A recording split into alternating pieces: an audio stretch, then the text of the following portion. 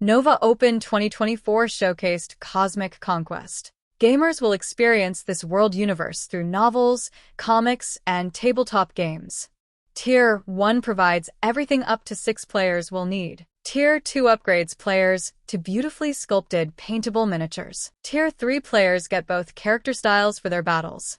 Follow now for your free miniature gift. Order now and be ready to begin your Cosmic Conquest targeted for June 2025.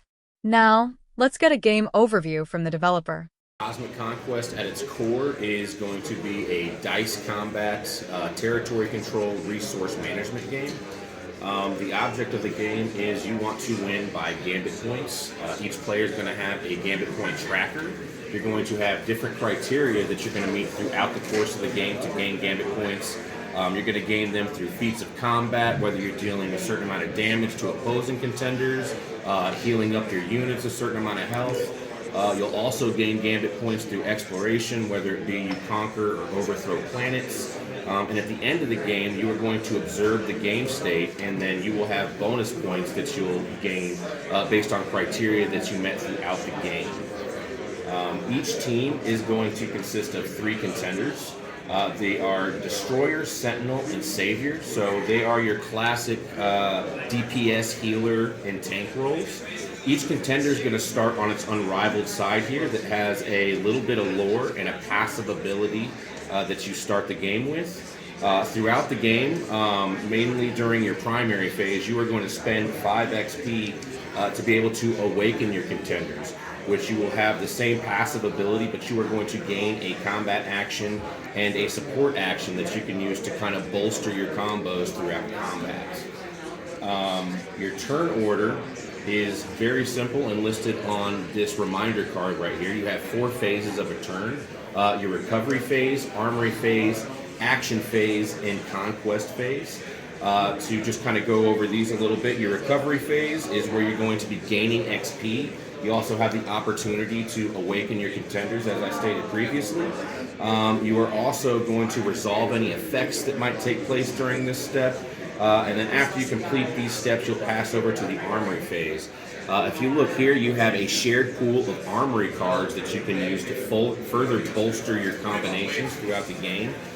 You are going to have combat actions and support actions, just as you do on your contender cards, but you're also going to have weapon cards, which when purchased will attach to a contender immediately.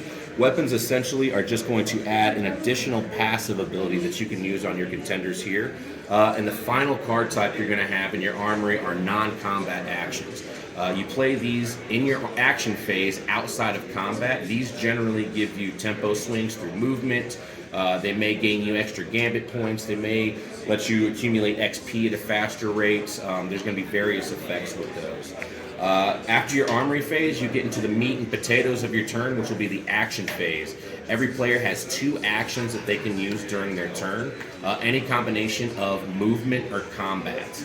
How movement works in our game, your contenders are essentially going to be placed on this team-based holder, and they're going to move together adjacent to adjacent planets orthogonally. So if I move 1 adjacent planet, that's going to cost 1 action point. Alternatively, during your action phase, you can spend 2 XP to traverse, which just means you can move to any planet that you want as a free action. And then combats would happen if 2 contender teams are on the same planet. You can then engage in combat. Your turn order card on the other side has your combat steps listed here. And we can kind of go through these real quick just to show an example of combats. So step 1 is going to be targeting. So I'm going to select one of my contenders, and they are going to attack one of the opposing contenders. So Cadavros here is going to attack Winthrop. After which, the attacker is going to get 6 attack dice, the defender is going to get 5 defense dice, and players are going to roll simultaneously. After both players roll, the attacker is going to be able to pick up any amount of their combat dice and roll 1 additional time, followed by the defender being able to pick up their dice and roll 1 additional time. The defender will have first priority in being able to use a support action.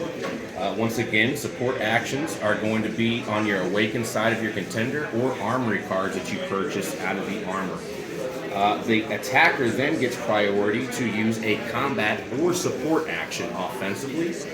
Once all actions have been used, combat damage is going to be dealt simultaneously through the final combat value.